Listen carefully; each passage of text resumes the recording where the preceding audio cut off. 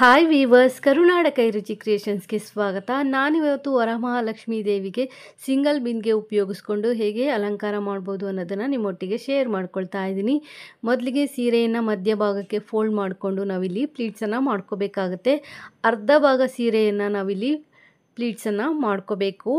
ನೀವು ಸೀರೆಯಲ್ಲಿ blouse cut ಮಾಡಿಲ್ಲ ಅಂದರೆ ಪ್ಲೀಟ್ಸು ಜಾಸ್ತಿ ಬರುತ್ತೆ. ಬ್ಲೌಸ್ ಏನಾದರೂ ಕಟ್ ಮಾಡಿದರೆ ಪ್ಲೀಟ್ಸ್ ಅನ್ನೋದು ಕಡಿಮೆ ಬರುತ್ತೆ. ಸ್ವಲ್ಪ ಸಣ್ಣ ಸಣ್ಣದಾಗಿಯೇ ಪ್ಲೀಟ್ಸನ್ನು ಮಾಡ್ಕೊಳ್ಳಿ. ಒಂದು ಸಲ ಪ್ಲೀಟ್ಸನ್ನು ಮಾಡಿಕೊಂಡು ಬಾರ್ಡರ್ ಹತ್ರ ನೀಟಾಗಿ ಪ್ಲೀಟ್ಸ್ಗಳನ್ನ ಅರೇಂಜ್ ಮಾಡಿಕೊಂಡು ಕ್ಲಿಪ್ ಅಥವಾ ಪಿನ್ನನ್ನು ನೀವು ಅಲ್ಲಿ ಸೇರಿಸ್ಕೊಳ್ಳಿ. ಹಾಗೆ ಸೀರೆಯ ಮೇಲ್ಗಡೆ ತುದಿಯಲ್ಲೂ ಸಹ ಪ್ಲೀಟ್ಸ್ಗಳನ್ನ ನೀಟಾಗಿ ಅರೇಂಜ್ ಮಾಡಿಕೊಂಡು ಕ್ಲಿಪ್ಪು ಅಥವಾ ಬಟ್ಟೆ ಪಿನ್ನನ್ನು ಸೇರಿಸ್ಕೊಳ್ಳಿ. ಸ್ವಲ್ಪ ಸ್ವಲ್ಪ ಪ್ಲೀಟ್ಸನ್ನು ಮಾಡ್ತಾ ನೀವು ಪ್ಲೀಟ್ಸನ್ನು ಕಂಟಿನ್ಯೂ ಮಾಡ್ಬೋದು. ನಾನು ಇನ್ನೊಂದೆರಡು ಪ್ಲೀಟ್ಸನ್ನು ಜಾಸ್ತಿ ಮಾಡ್ಕೊಳ್ತಾ ಇದ್ದೀನಿ. ಒಂದೆರಡು ಮೂರು ಪ್ಲೀಟ್ಸನ್ನು ಮಾಡಿಕೊಂಡು ನಂತರ ಆ ಪ್ಲೀಟ್ಸ್ಗಳನ್ನೂ ಸಹ ಜೋಡಿಸ್ಬಿಟ್ಟು ನಾನಿಲ್ಲಿ ಕ್ಲಿಪ್ಪನ್ನು ರಿಮೂವ್ ಮಾಡಿಬಿಟ್ಟು ದಾರನ ಕಟ್ಕೊಳ್ತೀನಿ. ನೀವು ಕ್ಲಿಪ್ಪು ಅಥವಾ ಬಟ್ಟೆ ಪಿನ್ನು ಸೇರ್ಸೋಕ್ಕೆ ಆಗಲ್ಲ ಅಥವಾ ಸೇರಿಸಲ್ಲ ಅನ್ನೋರು ಈ ರೀತಿ ದಾರದಿಂದ ಕಟ್ಕೋಬೋದು. ಬಾರ್ಡರ್ ಹಾಗೆ ಸೀರೆಯ ಮೇಲ್ಗಡೆನೂ ಸಹ ನಾವು ಇದೇ ರೀತಿಯಲ್ಲಿ ದಾರದಿಂದ ಕಟ್ಕೋಬೇಕಾಗತ್ತೆ.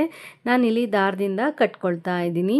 ನೀಟಾಗಿ ಕೆಳಗಡೆ ಮತ್ತು ಮೇಲ್ಗಡೆ ಎರಡು ಸೈಡು ದಾರದಿಂದ ನೀಟಾಗಿ ಕಟ್ಕೊಳ್ಳಿ. ಎಲ್ಲ ಪ್ಲೀಟ್ಸ್ಗಳನ್ನ ನೀಟಾಗಿ ಅರೇಂಜ್ ಮಾಡಿಕೊಂಡು ದಾರದಿಂದ ಕಟ್ಕೋಬೇಕಾಗತ್ತೆ. ವಿಡಿಯೋ ಇಷ್ಟ ಆದರೆ ಒಂದು ಲೈಕ್ ಕೊಡಿ. ಹೊಸದಾಗಿ ಯಾರೆಲ್ಲ ಚಾನಲ್ ನೋಡ್ತಾ ಇದ್ದೀರಾ ಚಾನಲ್ನ ಸಬ್ಸ್ಕ್ರೈಬ್ ಮಾಡ್ಕೊಂಡು ನೋಡಿ. ಹಾಗೆ ನಿಮ್ಮ ಫ್ಯಾಮಿಲಿ ಫ್ರೆಂಡ್ಸ್ಗೂ ಸಹ ವಿಡಿಯೋನ ಶೇರ್ ಮಾಡ್ಕೊಳ್ಳಿ. ಪ್ಲೀಟ್ಸ್ಗಳನ್ನ ನೀಟಾಗಿ ಕಟ್ಕೊಂಡ ನಂತರ ನಾನಿಲ್ಲಿ ಪ್ಲೀಟ್ಸ್ಗಳಿಗೆ ಗುಂಡು ಪಿನ್ನನ್ನು ಸೇರಿಸ್ಕೊಳ್ತಾ ಇದ್ದೀನಿ. ಎರಡೆರಡು ಪ್ಲೀಟ್ಸನ್ನು ಸೇರಿಸ್ಬಿಟ್ಟು ನಾವಿಲ್ಲಿ ಗುಂಡು ಪಿನ್ನನ್ನು ಸೇರಿಸ್ಕೋಬೇಕಾಗುತ್ತೆ. ನಾನಿಲ್ಲಿ ಸೇರಿಸ್ಕೊಳ್ತಾ ಇದ್ದೀನಲ್ಲ, ಈ ರೀತಿಯಾಗಿ ನೀವು ಸೇರಿಸ್ಕೊಳ್ಳಿ. ಹೀಗೆ ಮಾಡೋದ್ರಿಂದ ಪ್ಲೀಟ್ಸ್ ಅನ್ನೋದು ಎಲ್ಲೂ ಜಾರಲ್ಲ, ನೀಟಾಗಿ ಕುತ್ಕೊಳ್ಳುತ್ತೆ. ಹಾಗೆ ನಮಗೆ ಸ್ಪ್ರೆಡ್ ಮಾಡೋಕ್ಕೆ ಸಮಯನೂ ಸಹ ಉಳಿಯುತ್ತೆ ಅಂತಲೇ ಹೇಳ್ಬೋದು. ನಾನಿವತ್ತು ಟೆಂಪಲ್ ಸ್ಟೈಲ್ನಲ್ಲಿ ದೇವಿಗೆ ಹೇಗೆ ಅಲಂಕಾರ ಮಾಡ್ಬೋದು ಅನ್ನೋದನ್ನು ನಿಮ್ಮೊಟ್ಟಿಗೆ ಶೇರ್ ಮಾಡ್ಕೊಳ್ತಾ ಇದ್ದೀನಿ. ಎಲ್ಲ ಪ್ಲೀಟ್ಸ್ಗಳಿಗೂ ಸಹ ನಾವು ಈ ರೀತಿ ಜೋಡಿಸ್ಬಿಟ್ಟು ಪಿನ್ನನ್ನು ಸೇರಿಸ್ಕೋಬೇಕಾಗತ್ತೆ. ಗುಂಡು ಪಿನ್ನನ್ನು ಸೇರಿಸ್ಕೊಳ್ಳಿ, ಈಸಿ ಆಗುತ್ತೆ. ನೋಡ್ತಾ ಇರ್ಬೋದು, ನಾನಿವಾಗ ತೋರಿಸ್ತೀನಿ. ಈ ರೀತಿಯಾಗಿ ನೀವು ಗುಂಡು ಪಿನ್ನನ್ನು ಸೇರಿಸ್ಕೋಬೇಕಾಗತ್ತೆ. ಎರಡೆರಡು ಪ್ಲೀಟ್ಸನ್ನು ಹಿಡಿದು ಮಧ್ಯಕ್ಕೆ ನಾವಲ್ಲಿ ಗುಂಡು ಪಿನ್ನನ್ನು ಸೇರಿಸ್ತಾ ಬರಬೇಕಾಗತ್ತೆ. ಸೆರ್ಗಿಗೆ ನಾನಿಲ್ಲಿ 1.5 ಮಾರಾಗುವಷ್ಟು ಬಿಟ್ಕೊಂಡಿದ್ದೀನಿ. ಅರ್ಧ ಸೀರೆನ ಪ್ಲೀಟ್ಸ್ ಮಾಡ್ಕೊಂಡಿದ್ದೀನಿ, ಅರ್ಧ ಸೀರೆನ ಸೆರ್ಗಿಗೆ ಅಂತ ಬಿಟ್ಕೊಂಡಿದ್ದೀನಿ. ನಾನಿಲ್ಲಿ ಸೆರಗನ್ನು ಪ್ಲೀಟ್ಸ್ ಮಾಡ್ಕೊಂಡಿಲ್ಲ, ಉಡಿಸ್ಬೇಕಾದ್ರೇ ಪ್ಲೀಟ್ಸನ್ನು ಮಾಡ್ಕೊಳ್ತೀನಿ. ನಂತರ ನಾನಿಲ್ಲಿ ಟೇಬಲ್ ಮೇಲೆ ಒಂದು ಪೀಠನ ಇಟ್ಕೊಂಡಿದ್ದೀನಿ. ಸ್ವಲ್ಪ ಅಗಲವಾಗಿರುವಂಥ ಪೀಠನ ಇಟ್ಕೊಂಡಿದ್ದೀನಿ. ಹೈಟು ಎಷ್ಟು ಹೈಟ್ ಆದರೂ ಇರಲಿ, ಸ್ವಲ್ಪ ಅಗಲವಾಗಿರುವಂಥ ಪೀಠನ ಇಟ್ಕೊಳ್ಳಿ. ಅದ್ರ ಮೇಲೆ ಒಂದು ದೊಡ್ಡದಾಗಿರುವಂಥ ಬಿಂದಿಗೆಯನ್ನು ಇಟ್ಕೊಂಡು ಬಿಂದಿಗೆಗೆ ಕಡ್ಡಿಯನ್ನು ಕಟ್ಟಿ ಇಟ್ಕೊಂಡಿದ್ದೀನಿ. ನಂತರ ನಾನಿಲ್ಲಿ ಪಂಚೆಯನ್ನು ಮಧ್ಯಭಾಗಕ್ಕೆ ಫೋಲ್ಡ್ ಮಾಡಿಬಿಟ್ಟು ಆ ದಾರದಿಂದ ಇಲ್ಲಿ ಬಿಂದಿಗೆಯ ಕಂಠ ಭಾಗಕ್ಕೆ ಕಟ್ಕೊಳ್ತಾ ಇದ್ದೀನಿ. ಹೊಸದಾಗಿರುವಂಥ ಪಂಚೆನ ತಗೊಳ್ಳಿ. ಹೊಸ ಪಂಚೆನೇ ನೀವು ಇಲ್ಲಿ ಯೂಸ್ ಮಾಡ್ಕೋಬೇಕು ದೇವರಿಗೆ ಉಡಿಸೋದ್ರಿಂದ. ಈ ರೀತಿ ದಾರದುಂಡೆ ಎಲ್ಲ ಸಿಗುತ್ತೆ ಗ್ರಂಥಿಗೆ ಅಂಗಡಿಗಳಲ್ಲೆಲ್ಲ, ಆ ರೀತಿ ದಾರದುಂಡೆಯನ್ನು ತೊಗೊಬಂದು ಇಟ್ಕೊಳ್ಳಿ. ಆಗ ದೇವಿಗೆ ಸೀರೆ ಉಡಿಸ್ಬೇಕಾದ್ರೆ ಈಸಿ ಆಗುತ್ತೆ ಅಂತಲೇ ಹೇಳ್ಬೋದು. ನಾನಿಲ್ಲಿ ಸ್ಪಾಂಜನ್ನು ಇಟ್ಕೊಳ್ತಾ ಇದ್ದೀನಿ. ಸ್ಪಾಂಜ್ ಇಲ್ಲದೆ ಇರೋರು 2 ಬ್ಲೌಸ್ ಪೀಸನ್ನು ಫೋಲ್ಡ್ ಮಾಡಿಬಿಟ್ಟು ಪಂಚೆ ಒಳಗಡೆ ಇಟ್ಬಿಟ್ಟು ನಾವಲ್ಲಿ ದೇವಿಗೆ ಚೆಸ್ಟ್ ಬರೋ ರೀತಿಯಲ್ಲಿ ಮಾಡಿಕೊಂಡು ಇನ್ನೊಂದು ದಾರದಿಂದ ಕೆಳಗಡೆ ಕಟ್ಕೊಂಡ್ರೆ ಸ್ಪಾಂಜ್ ಅಥವಾ ಬ್ಲೌಸ್ ಪೀಸ್ ಅನ್ನೋದು ಕೆಳಗಡೆ ಜಾರ್ಕೊಂಡು ಬರಲ್ಲ. ನಂತರ ನಾನಿಲ್ಲಿ ದೇವಿಗೆ ಕೈಗಳನ್ನ ಸೇರಿಸ್ಕೊಳ್ತಾ ಇದ್ದೀನಿ. ದೇವಿಯ ಕೈಗಳಿಗೆ ಬ್ಲೌಸ್ ಪೀಸಿಂದ ಹೇಗೆ ಕವರ್ ಮಾಡ್ಕೊಳ್ಳೋದು ಅಂತ ವಿಡಿಯೋನ ಶೇರ್ ಮಾಡಿರೋದ್ರಿಂದ ಈ ವಿಡಿಯೋದಲ್ಲಿ ನಾನು ಶೇರ್ ಮಾಡ್ಕೊಳ್ತಾ ಇಲ್ಲ. ದೇವಿಯ ಕೈಗಳನ್ನ ಕಡ್ಡಿಯ ಮೇಲ್ಗಡೆ ನೀಟಾಗಿ ಇಟ್ಕೊಂಡು ಅಲ್ಲಿ ಟೈಟಾಗಿ ಕಟ್ಕೊಳ್ಳಿ. ಸ್ವಲ್ಪ ಹೈಟ್ಗೆ ಕಟ್ಕೊಳ್ಳಿ. ನಂತರ ಬ್ಲೌಸ್ ಪೀಸಿಂದ ದೇವಿಯ ಚೆಸ್ಟ್ ಭಾಗನ ನೀಟಾಗಿ ಕವರ್ ಮಾಡಿಕೊಂಡು ಬ್ಯಾಕ್ ಸೈಡ್ಗೆ ಒಂದು ಪಿನ್ನನ್ನು ಸೇರಿಸ್ಕೊಳ್ಳಿ. ನಾನಿಲ್ಲಿ ಕೈ ಜಾರದೇ ಇರಲಿ ಅಂತ ದಾರನ ಕಟ್ಕೊಳ್ತಾ ಇದ್ದೀನಿ. ನಂತರ ದೇವಿಯ 2 ಕಾಲುಗಳಿಗೂ ಸಹ ದಾರನ ಸೇರಿಸಿ ಕಟ್ಟಿ ಈ ರೀತಿ ಇಟ್ಕೊಳ್ತಾ ಇದ್ದೀನಿ. ಸ್ವಲ್ಪ ಹೈಟಾಗಿರುವಂಥ ಬಿಂದಿಗೆನೇ ತೊಗೊಳ್ಳಿ, ಅಲಂಕಾರ ತುಂಬ ಚೆನ್ನಾಗಿ ಬರುತ್ತೆ.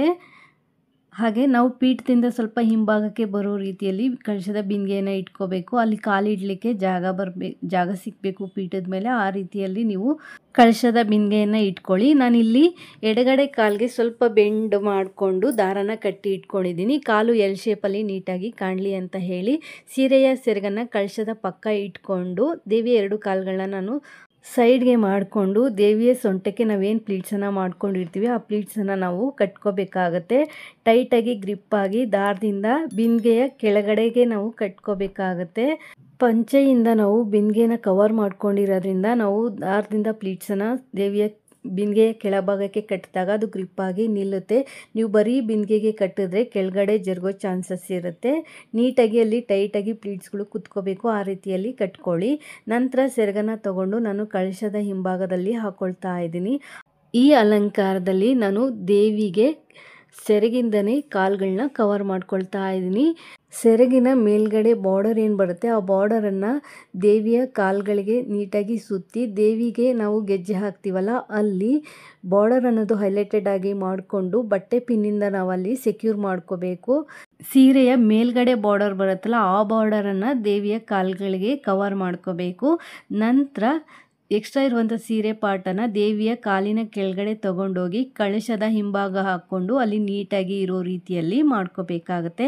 ನಂತರ ನಾನಿಲ್ಲಿ ಬಾರ್ಡರ್ ಹತ್ರ ಪ್ಲೀಟ್ಸ್ಗೆ ಹಾಕಿರುವಂಥ ದಾರನ ಇಲ್ಲಿ ಬಿಚ್ಚಿಬಿಟ್ಟು ಅದರ ಪ್ಲೀಟ್ಸಿನ ಒಂದು ತುದಿಯನ್ನು ತಗೊಂಡೋಗಿ ದೇವಿಯ ಕಾಲಿನ ಪಕ್ಕ ಏನು ಜಾಗ ಬರುತ್ತೆ ಅಲ್ಲಿ ಬಟ್ಟೆ ಪಿನ್ನಿಂದ ನಾನು ಅಲ್ಲಿ ಸೆಕ್ಯೂರ್ ಮಾಡ್ಕೊಳ್ತೀನಿ. ನೋಡಿ, ಈ ರೀತಿ ಸೆಕ್ಯೂರ್ ಮಾಡ್ಕೊಂಡಾಗ ನೀಟಾಗಿ ಕಾಣಿಸುತ್ತೆ. ನಾವಿಲ್ಲೇನು ಪ್ಲೀಟ್ಸ್ಗಳನ್ನ ಸ್ಪ್ರೆಡ್ ಮಾಡೋದ ಅವಶ್ಯಕತೆ ಏನೂ ಇರಲ್ಲ. ಮೊದಲೇ ಈ ರೀತಿ ಗುಂಪಿನ ಹಾಕಿ ಸೆಕ್ಯೂರ್ ಮಾಡ್ಕೊಂಡಾಗ ಸೆರಗನ್ನು ಪ್ಲೀಟ್ಸ್ ಮಾಡ್ಕೊಳ್ತಾ ಇದ್ದೀನಿ. ಸಣ್ಣ ಸಣ್ಣದಾಗಿ ಪ್ಲೀಟ್ಸನ್ನು ಮಾಡ್ಕೊಳ್ಳಿ. ನಾವು ನಾರ್ಮಲ್ ಆಗಿ ಸೀರೆ ಉಟ್ಕೋಬೇಕಾದ್ರೆ ಹೇಗೆ ಪ್ಲೀಟ್ಸನ್ನು ಮಾಡ್ಕೊಳ್ತೀವಿ ಅದೇ ರೀತಿಯಾಗಿ ಪ್ಲೀಟ್ಸನ್ನು ಮಾಡಿಕೊಂಡು ಪ್ಲೀಟ್ಸನ್ನು ನೀಟಾಗಿ ಅಲ್ಲಿ ಅರೇಂಜ್ ಮಾಡ್ಕೋಬೇಕಾಗತ್ತೆ. ಸ್ವಲ್ಪ ಸೀರೆಯ ಸೆರಗಿನ ತುದಿ ಸ್ವಲ್ಪ ಮಾತ್ರ ಪ್ಲೀಟ್ಸನ್ನು ಮಾಡಿಕೊಂಡು ದೇವಿಯ ಭುಜದ ಮೇಲೆ ಹಾಕ್ಕೋಬೇಕು. ಎಡಗಡೆ ಭುಜದ ಮೇಲೆ ಹಾಕಿಬಿಟ್ಟು ಅಲ್ಲಿ ಬಟ್ಟೆ ಪಿನ್ನಿಂದ ನಾವಲ್ಲಿ ಸೆಕ್ಯೂರ್ ಮಾಡ್ಕೋಬೇಕು. ನಾವೇನು ಬ್ಲೌಸ್ ಪೀಸಿಂದ ಕವರ್ ಮಾಡ್ಕೊಂಡಿರ್ತೀವಿ ಆ ಬ್ಲೌಸ್ ಪೀಸು ಮತ್ತು ಪ್ಲೀಟ್ಸನ್ನು ಸೇರಿಸ್ಬಿಟ್ಟು ಸೆರಗಿನ ಪ್ಲೀಟ್ಸನ್ನು ಸೇರಿಸ್ಬಿಟ್ಟು ಒಂದು ಪಿನ್ನನ್ನು ಸೇರಿಸ್ಕೊಂಡು ನಂತರ ದೇವಿಯ ಚೆಸ್ಟ್ ಭಾಗದಲ್ಲಿ ಪ್ಲೀಟ್ಸ್ಗಳನ್ನ ನೀಟಾಗಿ ಅರೇಂಜ್ ಮಾಡ್ಕೊಳ್ಳಿ. ಒಂದರ ಪಕ್ಕ ಒಂದು ಪ್ಲೀಟ್ಸ್ ಅನ್ನೋದು ನೀಟಾಗಿ ಬರಬೇಕು. ಆ ರೀತಿಯಲ್ಲಿ ನೀಟಾಗಿ ಪ್ಲೀಟ್ಸ್ಗಳನ್ನ ನೀವಲ್ಲಿ ಜೋಡಿಸ್ಕೋಬೇಕಾಗತ್ತೆ. ನಾವು ಸೀರೆ ಉಟ್ಟಾಗ ಹೇಗೆ ಕಾಣಿಸುತ್ತೆ ಅದೇ ರೀತಿಯಲ್ಲಿ ದೇವಿಯ ಚೆಸ್ಟ್ ಭಾಗದಲ್ಲೂ ಸಹ ಮಾಡ್ಕೋಬೇಕು.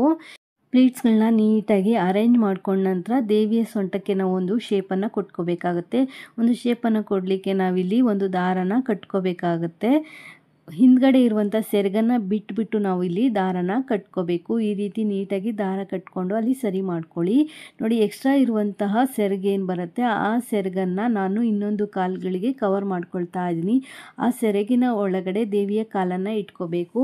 ಇಲ್ಲಿ ನಾವು ಕೆಳಗಡೆ ಬಾರ್ಡರ್ ಏನು ಬರುತ್ತೆ, ಸೀರೆಯ ಕೆಳಗಡೆ ಬಾರ್ಡರ್ ಏನು ಬರುತ್ತೆ ಆ ಬಾರ್ಡರನ್ನು ದೇವಿಯ ಕಾಲಿನ ಒಳಗಡೆ ಸೇರಿಸಿ ದೇವಿಯ ಕಾಲಿಗೆ ಬಾರ್ಡರ್ ಅನ್ನೋದು ನೀಟಾಗಿ ಸುತ್ತಬಿಟ್ಟು ಗೆಜ್ಜೆ ಕಟ್ಟೋ ಜಾಗದಲ್ಲಿ ಬಟ್ಟೆ ಪಿನ್ನಿಂದ ನಾವಲ್ಲಿ ಸೆಕ್ಯೂರ್ ಮಾಡಿಕೊಂಡು ಎಕ್ಸ್ಟ್ರಾ ಇರುವಂತಹ ಸೀರೆ ಪಾರ್ಟನ್ನು ಈ ರೀತಿ ರೋಲ್ ಮಾಡಿಬಿಟ್ಟು ದೇವಿಯ ಮೊಣಕಾಲಿನ ಕೆಳಗಡೆ ತಗೊಂಡೋಗಿ ಅಲ್ಲಿ ಬಟ್ಟೆ ಪಿನ್ನಿಂದ ನಾವಲ್ಲಿ ಸೆಕ್ಯೂರ್ ಮಾಡ್ಕೋಬೇಕು. ಗುಂಪಿನ ಅಥವಾ ಬಟ್ಟೆ ಪಿನ್ನಿಂದ ಸೆಕ್ಯೂರ್ ಮಾಡ್ಕೋಬೋದು. ನಾನಲ್ಲಿ ಬಟ್ಟೆ ಪಿನ್ನಿಂದ ಸೆಕ್ಯೂರ್ ಮಾಡ್ಕೊಂಡಿದ್ದೀನಿ. ಸೀರೆನ ಮಾತ್ರ ಫೋಲ್ಡ್ ಮಾಡಿಬಿಟ್ಟು ಅಲ್ಲಿ ಪಿನ್ನನ್ನು ಸೇರಿಸ್ಕೊಂಡಿದ್ದೀನಿ. ನಂತರ ಎಕ್ಸ್ಟ್ರಾ ಇರುವಂಥ ಸೀರೆ ಪಾರ್ಟನ್ನೆಲ್ಲ ದೇವಿಯ ಕಾಲಿನ ಮೇಲ್ಗಡೆ ನೀಟಾಗಿ ತಗೊಂಡು ಹೋಗಿ ದೇವಿಯ ಕಾಲಿನ ತುದಿ ಏನು ಬರುತ್ತೆ, ತೊಡೆ ಭಾಗದಲ್ಲಿ ತುದಿ ಏನು ಬರುತ್ತೆ ಆ ತುದಿಯ ಸೀರೆ ಪಾಟು ಮತ್ತು ಕೆಳಗಡೆ ಪೀಠಕ್ಕೆ ನಾವು ಹಾಸಿರುವಂಥ ಪಂಚೆ ಎರಡನ್ನೂ ಸೇರಿಸ್ಬಿಟ್ಟು ನಾವು ಬಟ್ಟೆ ಪಿನ್ನಿಂದ ಸೆಕ್ಯೂರ್ ಮಾಡ್ಕೋಬೇಕು. ಹೀಗೆ ಮಾಡೋದ್ರಿಂದ ಕಾಲು ಅನ್ನೋದು ಕೆಳಗಡೆಗೆ ಜಾರಲ್ಲ. ಹಾಗೆ ಸೀರೆಯ ಸೆರಗಲ್ಲಿ ಇನ್ನೂ ಸೀರೆ ಪಾರ್ಟ್ ಅನ್ನೋದು ಇರುತ್ತಲ್ವ ಅದರಲ್ಲಿರುವಂಥ ಬಾರ್ಡರನ್ನು ತಗೊಬಂದು ದೇವಿಯ ಬಲಗಾಲಿನ ಮೊಣಕಾಲಿನ ಮೇಲೆ ನೀಟಾಗಿ ಬರೋ ರೀತಿಯಲ್ಲಿ ಮಾಡಿಕೊಂಡು ಅಲ್ಲಿ ಕವರ್ ಮಾಡ್ಕೋಬೇಕು. ಎಕ್ಸ್ಟ್ರಾ ಇರುವಂಥ ಸೀರೆ ಪಾರ್ಟನ್ನು ದೇವಿಯ ಬಲಗಾಲಿನ ಕೆಳಗಡೆ ನೀಟಾಗಿ ಸೇರಿಸಿ ಅಲ್ಲಿ ಒಂದು ಸ್ವಲ್ಪನೂ ಕಾಣದೇ ಇರೋ ರೀತಿಯಲ್ಲಿ ಮಾಡ್ಕೊಳ್ಳಿ. ಕೆಳಗಡೆ ಬಿಟ್ಟಿರುವಂಥ ಪ್ಲೀಟ್ಸಿನ ಇನ್ನೊಂದು ತುದಿಯನ್ನು ತಗೊಂಡೋಗಿ ದೇವಿಯ ಬಲಗಾಲಿನ ಪಕ್ಕದಲ್ಲಿ ಬಟ್ಟೆ ಪಿನ್ನಿಂದ ನಾವಲ್ಲಿ ಸೆಕ್ಯೂರ್ ಮಾಡ್ಕೋಬೇಕು. ಹಾಗೆ ಪ್ಲೀಟ್ಸ್ಗಳೆಲ್ಲ ನೀಟಾಗಿ ಕಾಣ್ತಿದೆಯಾ ಅಂತ ಒಮ್ಮೆ ನೋಡ್ಕೋಬೇಕು. ದೇವಿಯ ಕಾಲನ್ನು ಕ್ರಾಸ್ ಆಗಿ ಪ್ಲೀಟ್ಸ್ ಏನು ಬರುತ್ತೆ ಪ್ಲೀಟ್ಸಿನ ಮೇಲೆ ಕ್ರಾಸ್ ಆಗಿ ಇಟ್ಕೊಳ್ಳಿ. ಒಂದು ಕಾಲು ಮಡ್ಚ್ಕೊಂಡು ಕುಳಿತಿರೋ ಹಾಗೆ ಇನ್ನೊಂದು ಕಾಲು ಕೆಳಗಡೆ ಬಿಟ್ಕೊಂಡಿರೋ ರೀತಿಯಲ್ಲಿ ನಾನು ಈ ಅಲಂಕಾರನ ಮಾಡ್ಕೊಂಡಿದ್ದೀನಿ. ನಂತರ ದೇವಿಯ ಸೊಂಟಕ್ಕೆ ಡಾಬು ಅಥವಾ ಒಂದು ಲೇಸನ್ನು ಸೇರಿಸ್ಕೊಳ್ಳಿ. ಹಾಗೆ ದೇವಿಯ ಕಾಲುಗಳಿಗೆ ಗೆಜ್ಜೆಗಳನ್ನ ಸೇರಿಸ್ಕೋಬೋದು. ಹಸ್ತಪಾದಗಳಿದ್ರೆ ನೀವಿಲ್ಲಿ ಫಿಕ್ಸ್ ಮಾಡ್ಕೋಬಹುದು. ಮೆಟಲ್ದು ಲೆಗ್ಸ್ ಬರುತ್ತಲ್ವ, ಹಿತ್ತಾಳೆದೆಲ್ಲ ಲೆಗ್ಸ್ ಬರುತ್ತಲ್ವ, ಸ್ವಲ್ಪ ವೆಯ್ಟ್ ಇರುತ್ತೆ. ಅಂಥ ಲೆಗ್ಸ್ನ ಫಿಕ್ಸ್ ಮಾಡೋದಾದರೆ ಹಿಂದ್ಗಡೆಗೆ ಇನ್ನೊಂದು ಕಡ್ಡಿಯನ್ನು ಬಿಂದಿಗೆಗೆ ಕಟ್ಕೊಂಡು ಅದಕ್ಕೆ ದೇವಿಯ ಕಾಲುಗಳನ್ನ ಟೈಟಾಗಿ ಕಟ್ಕೊಂಡು ನಂತರ ಫಿಕ್ಸ್ ಮಾಡ್ಕೊಳ್ಳಿ.